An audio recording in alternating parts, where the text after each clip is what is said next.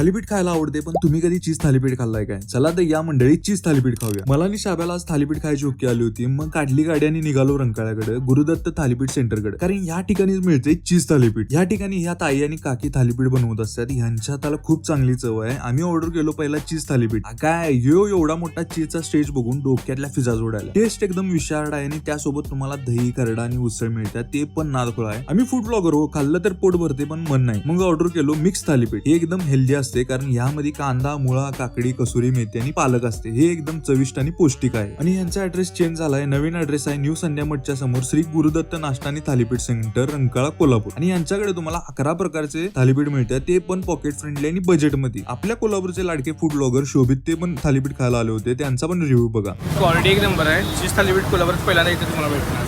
जर कधी रंकाळ्यावर फिरायला आलात ना, गुरुदत्त थालीपीठ सेंटरला विसरू नका. तुमच्या थालीपीठ प्रेमी मित्राला टॅग करा, रील सेव्ह करा आणि कमेंट मध्ये सांगा तुम्हाला कोणतं थालीपीठ आवडते.